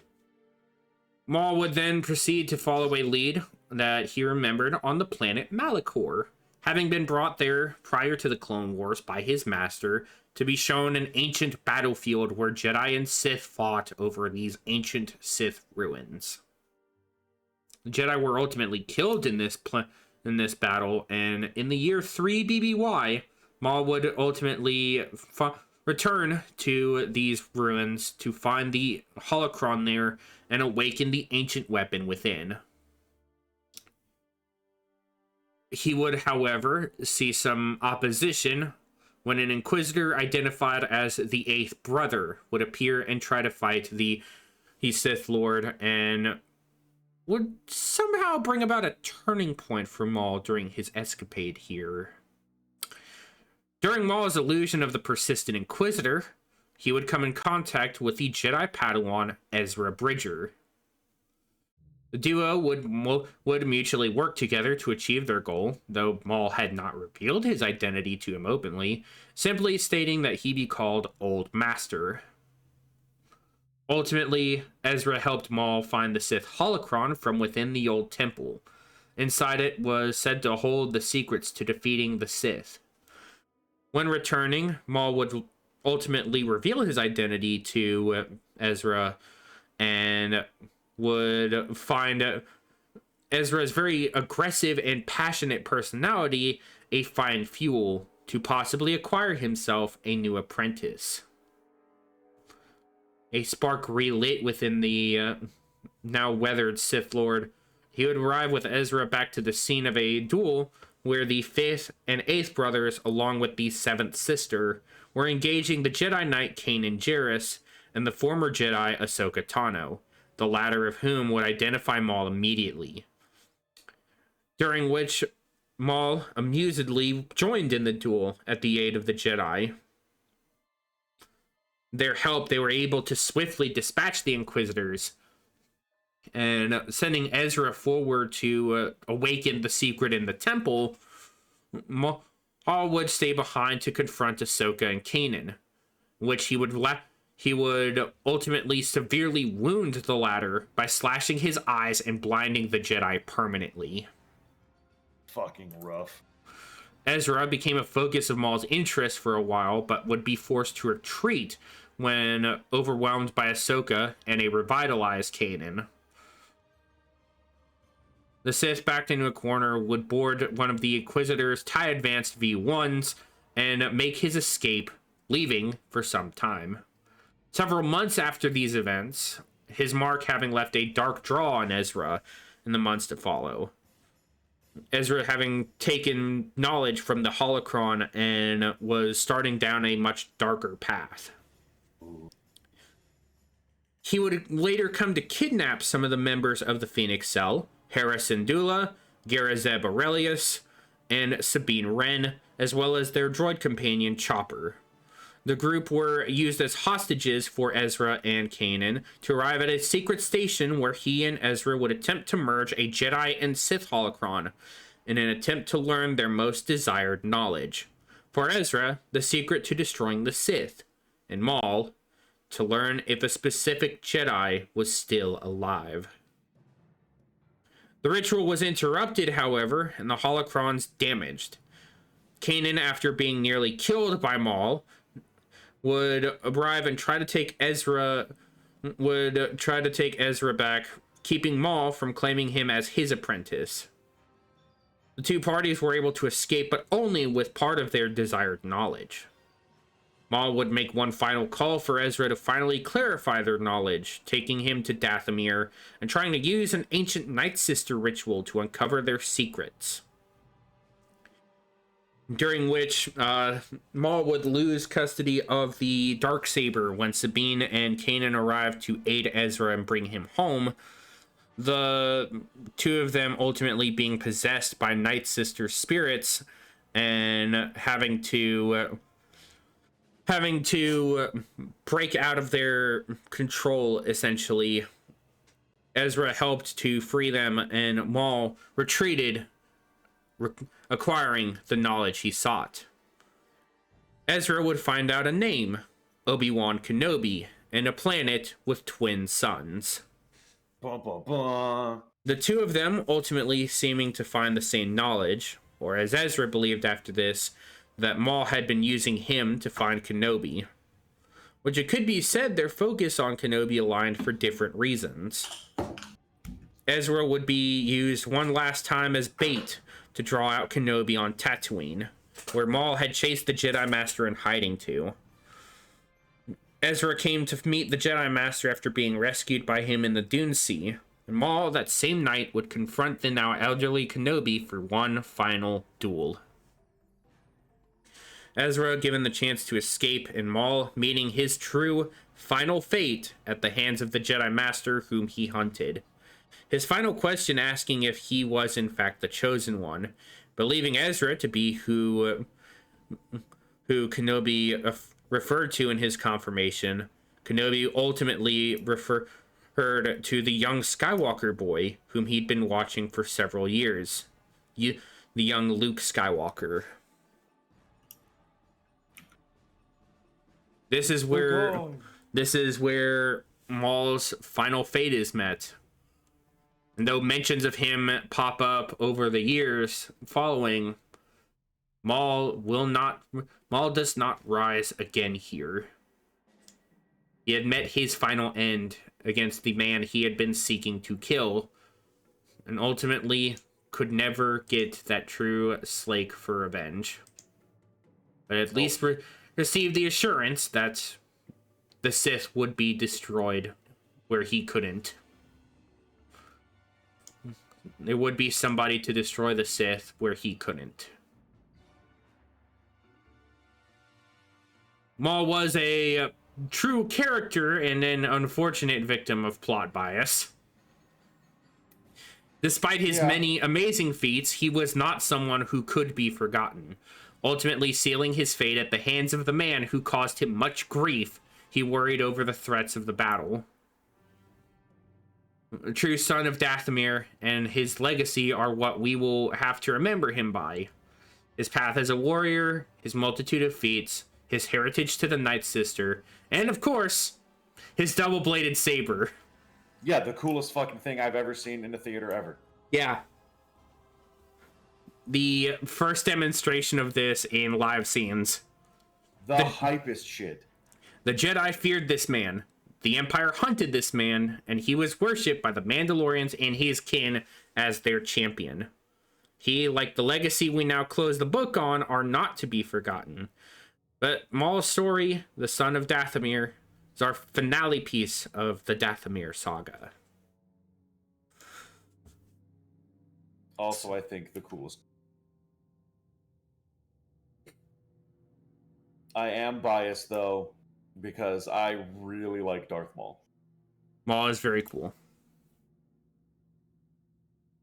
So that ends our little episode of discussion regarding the Sith Lord Darth Maul, the Forsaken son of Dathomir, and our finale piece of the entire 5-part little saga. Until such a time as Ventress gets more lore added onto her, that is everything we have to cover regarding the primary pieces of these characters. So, what you think, Jake? Still, this was a good little series about Dathomir. I liked it. Cool shit. We had very wild shit with the planet and the witches lore.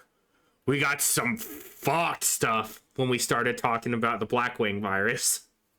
Oh, yeah. And then we closed out with probably two of the coolest fucking characters in Star Wars. Yeah. Some of the two coolest characters that exist in Star Wars. Yeah, good way to wrap it up.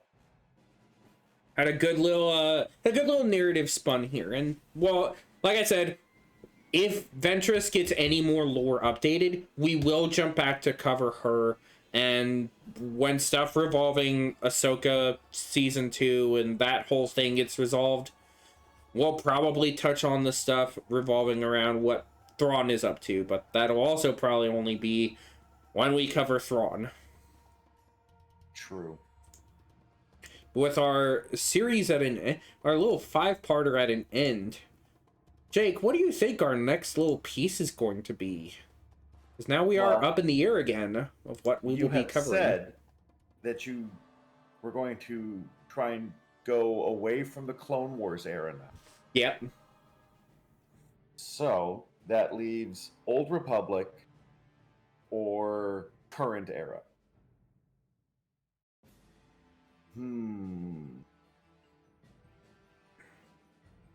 I want to say it's probably current era. What do you mean current era? Like, not the prequels. Or after Clone Wars. So the original trilogy and expanded universe. Yes. You're on the right path. It is definitely it is an expanded era topic. Okay.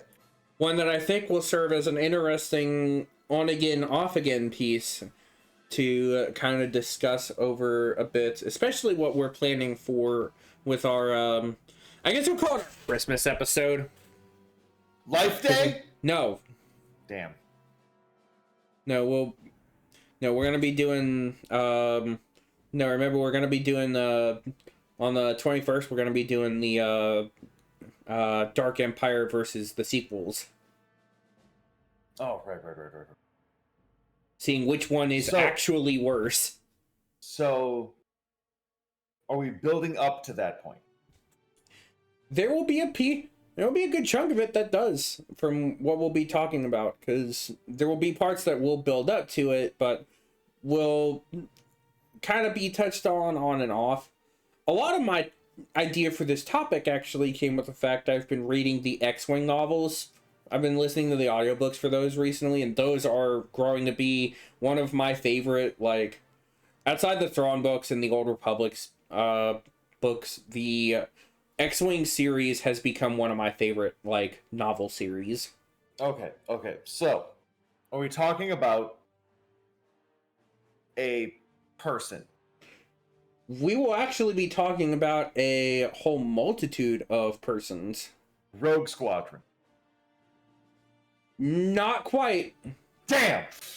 Well, I guess I can't really say not quite either, because while I would love to do a topic on Rogue Squadron, that is an idea for the future, but I actually want to save that for when or if the rumors of the Rogue Squadron movie actually end up happen. Oh, that'd be cool. Because Rogue Squadron's actually they're supposedly getting back on working on that movie for Rogue Squadron now that James Gunn James Gunn and Snyder basically nuked the DC cinematic universe. Yeah. So the chick who was working on the Wonder Woman movies is the one who's supposed to be doing the Rogue Squadron movie. Okay. That sounds fun. And so she's supposed to be working on that, and her thing was she wasn't going to work on the movie while she was working on Wonder Woman 3. Completely understandable. But now that she doesn't have to work on Wonder Woman 3, she is supposedly back on working on Rogue Squadron again. So we could see that movie sometime as late, if that movie does end up happening again, we could see that movie sometime probably in the next 2-3 years, given how fucked the production scale is right now. Because the writer's strike set a lot of shit back. Yup. But yeah, no, we're gonna hopefully see that movie happen soon, but I'm gonna try to I'll either hold Rogue Squadron for that, or we'll save it for when we're getting ready to talk about the Vong. Okay. Because Rogue Squadron kind of becomes necessary for the Vong. I don't want to talk about the Vong. Look, we have to talk about the Vong. I know we do. I don't want to. Look, we have to talk about the Vong because of the cool shit that comes after. Yeah, it's true. Because the Vong are... Crate's pretty dope. Crate is dope. That's... Crate and Fell. Crate and Jag and Fell. Yep, they're dope. They're dope. Crate and the Fell Empire. Man, we gotta... I want to get to them so bad. But there is a topic we will have... There's a series of topics we will have to discuss prior to this, and that being our next... I guess you'll call it an on and off series of discussion, being the Imperial Warlords. Oh, cool.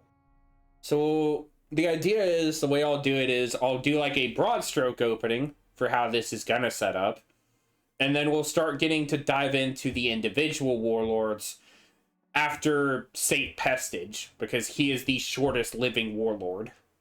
Of all the Imperial warlords, he is the one that has the shortest running term. Hold on. What? Are we going to be talking about Thrawn sooner than I thought? Thrawn may end up having to be... Thrawn will probably be a part of this, because another facet is we're gonna have to talk about Thrawn in order to get to the Vong. So we will have to at some point soon cover Thrawn. But the warlords will be a sort of topic of in between. So our opening will be kind of listing off all of the warlords and kind of diving in on Pestage first, because his role as a warlord is going to be the easiest to cover. Because his is the shortest fucking term. I can't wait till we spend a 5-minute podcast on the Hapus Consortium. You say 5 minutes. But they also are going to have to be talked about in order to get to the Vong. Yeah. It could be a 5-minute little blurb. As a fact, they're also going to have to be brought up when we talk about Zinj. Oh, no one cares about Zinj. I will say you are. I know will. when I mean me. So, like I said, the perk of having to cover all these is we get to see all the individuals, and yeah, Zinj is probably gonna be the weakest on that list. Sure, then we can talk about the Thai Raptor, though. I mean, I will say this, and people can fucking argue it for me, but the Thai Raptor may be dumb as shit, but the Raptor Troopers are badass. It may be dumb as shit. There's no choice. It is dumb as shit. What do you mean? And yes, the Raptor Troopers are cool, but like, another reason I thought about it is, again, because I've been going over the books for the X-Wing series, and a large part of their story is them taking on the warlords following Pestage. Because we actually know what happens to Pestage, so we don't even really have to talk about him all that much. Because we found out his fate in Sunterfell's story. Yeah. Because he gets killed by Delek Krenel. He gets killed by Delek Krenel on orders from Yasan Isard when they save him, or when the New Republic attempts to bring him in as a defector. And then he basically is like, no, fuck you, you fucking dumbass. Are you trying to work with the rebels? You're an Imperial. Act like one. Okay. Stay here then. Fuck you. Gets fucking bodied, dude. Gets taken out like a bitch is what he does. Because he is a bitch, but... He is. We're gonna start... Our next topic is going to be the Imperial Warlords. Cool. So sounds fun. It's gonna be a fairly interesting topic, I feel like. Warlords are actually one of my favorite things to discuss when it comes to, because ultimately we'll get to talk about all the other smaller warlord groups, Zero Command, the Pentastar Alignment, Zinja's Empire, the Greater Maldrude, the Ariadu Authority.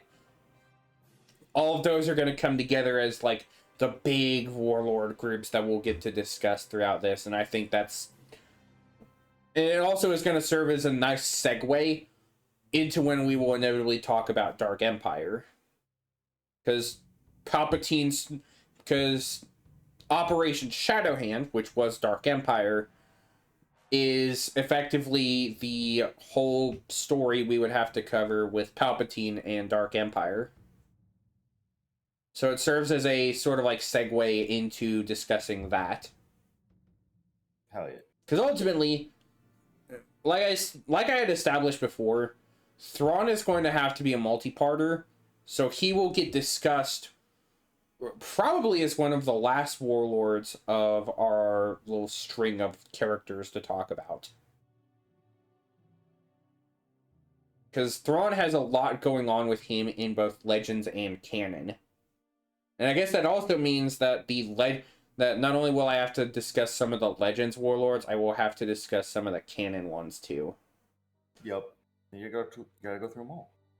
Thankfully, the list is actually smaller than I would need to worry about, so the list is thankfully smaller on the canon end than the Legends. Because there's a lot of warlords in Legends. Canon left that list very small, but there's at least 3 that are worth talking about, and Thrawn is one of them. The coolest stuff. Thrawn in both parts is going to get his story told again, and we will get to discuss all of his narrative. That'll get to serve as a segue into eventually talking about the Vong later, so we can discuss all the fun, cool stuff that comes up with later bits. The post-Vong era, and all the stuff that comes up in Legacy.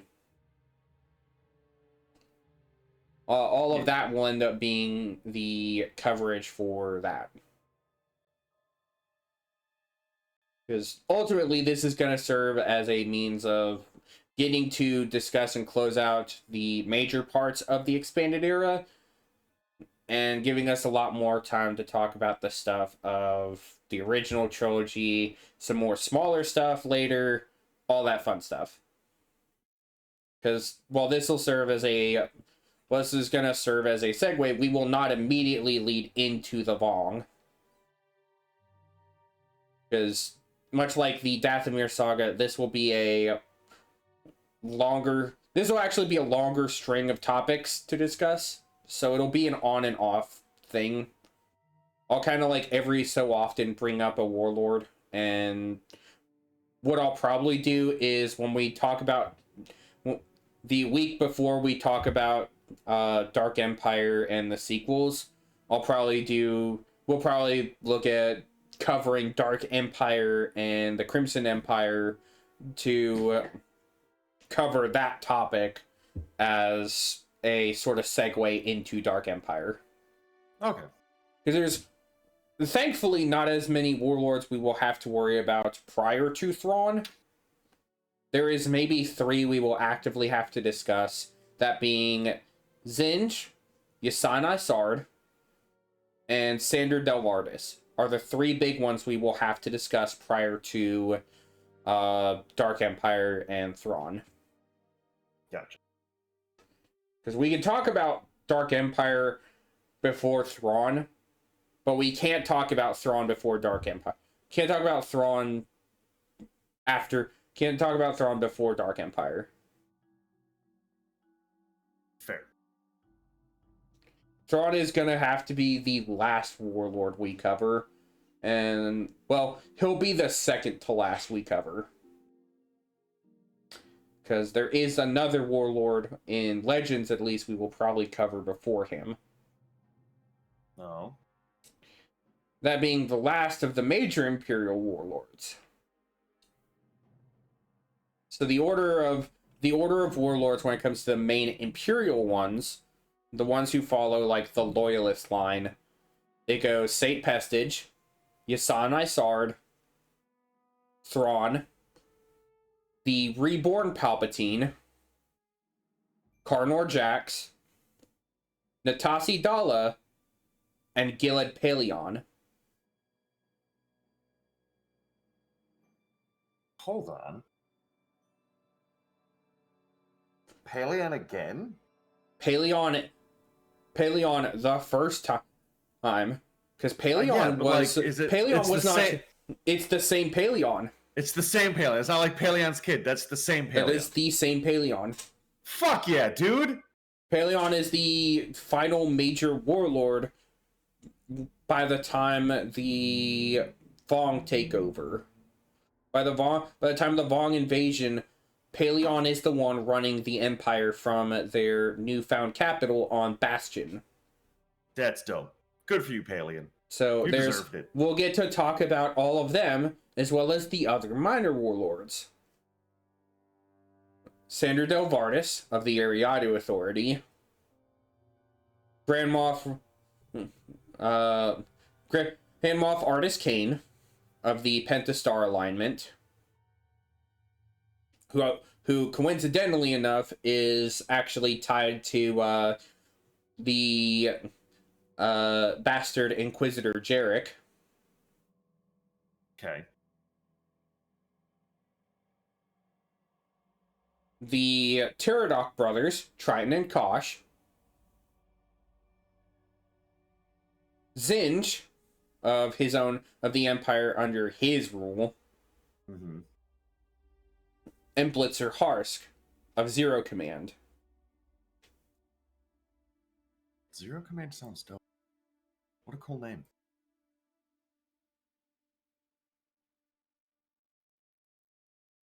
Yeah, the ultimate thing here is going to be those six are the group we'll have to talk about in minor part leading up to. And honestly, I can clump together the minor ones because they honestly do not have a lot of presence beyond their war. Outside Blitzer Harsk, who we will have to talk about when we talk about Dala. Dala and Harsk are the two we have to discuss together. So Blitzer may end up getting categorized in with her before we talk. He may be a subcategory leading into Dala. Be cool though. But we'll have him to talk about. There's plenty of warlords we'll get to discuss. And in canon, the list is much shorter because that list really only includes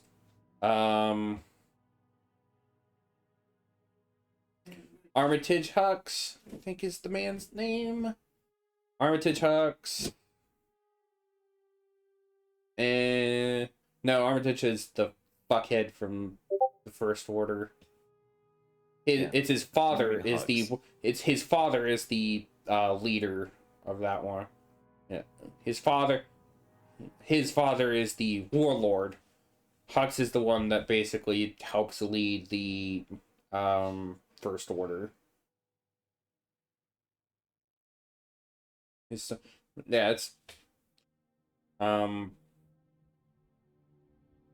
probably there's not even really much I'll have to talk about him or Moff Gideon because Thrawn is really the only Imperial warlord we will have to openly discuss.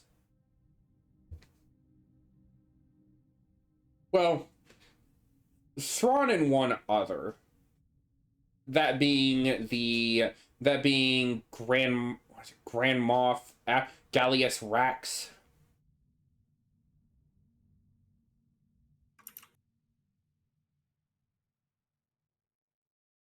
I think he's the other guy we will have to discuss. But I guess he'll kind of serve as a segue piece into Hux and the First Order, so I guess we'll kind of serve those two into the same platter, essentially. Moff Gideon, we can pretty much brush under the rug, honestly. Goodbye, Gideon. Under the rug. There you go. We'll just take the dust bits that remain of you and just yep, get in the pan. Get in the pan. Give me that dark saber though. The rest of you in the pan. In you go. We don't need you. Your dark saber and your armor. Yep. Because your new armor was kind of cool, and it's mine now. It's true. Because it, unlike you, was probably the only thing that survived the explosion you endured. Get shit on. But yeah, we'll probably end up lumping the canon warlords into a major discussion on their own. Thrawn being again the exemptor, but his canon narrative will be left. I think I'll save talking about his canon version for when his canon story is finally resolved. That's fair. Whenever Disney finally resolves the narrative with Thrawn is when I will finally go about resolving when I will ultimately resolve finishing Thrawn's narrative. When I do the story of Thrawn in canon will be when I do that. That way it saves us a lot of time and effort and headache. Fair. Because otherwise we'd be talking about Thrawn for fucking ever. Which is not a bad thing, but yeah. We would but be it is forever Thrawn though. Because there's the canon story where we have to discuss Outbound Flight all the way up to the Hand of Thrawn duology. Yep. Following that, there's not much we have to directly worry about, but it's prior to all of this that It's everything prior to that is what becomes kind of imperative to covering him before the Long War. So we'll probably leave the canon warlords and Thrawn for their own day, but we'll probably talk about Dark Empire for when we ultimately break down the sequels and Dark Empire. And I'll probably discuss the Crimson Empire, which is supposed to be like the successor under Carnor Jax. Following that, that'll be our last coverage of this year, actually, if we do it that way. Because that'll be, if we do it that way, the 21st will be, we do the 14th where we cover Dark Empire. The 21st will be when we cover Dark Empire versus the sequels. Mm-hmm. And the 28th would be when we cover Crimson Empire. And that'd be our last stream of 2025 until our last stream before 2025, where we kind of jump into the new year. Hell yeah! So that kind of works out, and it works out. It just works. Well, I mean, Starfield. I wished it did, but it did not. Did not. But I think that with that, we will go ahead and wrap it up to save everybody from the rambling of me going over all of the topics we will soon be discussing. Thankfully, these will actually spoiling the audience. Well, the list is pretty much known, all the major ones, and I have to clarify how I'm gonna do this in the future. Because if I go into talking about the canon warlords and the legends warlords, we're going to be here for a while. Yeah. We're going to be on this topic for a while. Because that adds an entire chunk, just having to cover, like, Gallius Rax and then the First Order. Which I guess is still going to get... The latter is probably still going to get covered when we have to go into that, but... I'm going to go ahead and end it off here. Next week, we will start up with our discussion on the Imperial Warlords. And probably opening off with... the fall of Pestage into Yasan Isard. Okay. I think that'll be how we open it off. Kind of a narrative spin for that one, discussing Pestage's fall and Yasan Isard and her role, which convenient considering that's actually how the X-Wing stories go about. Actually, the main target of the X-Wing novels for the first couple books. Oh yeah. Yeah, like the first 4 are focused on Rogue Squadron going after Isard. Because ultimately, Isard is the acting warlord following the first Rogue Squadron novel. She is the acting warlord after she usurps Pestage. Oh, okay. So we'll get to talk about all of that and her whole fucked up ordeal. Because she doesn't just show up once, she does show up twice. We've actually already discussed her once. We've at least mentioned her once or twice, because we actually talked about her a bit and part of her involvement during Fell's book, during Fell's story. Mm-hmm. So part of that knowledge is already covered. We'll just get a slight refresher and more detail. Hooray. So hope you all enjoy your weekend, and we will see you all next week for the Warlords. Been the Freelancer, signing off until next time. Goodbye, everyone.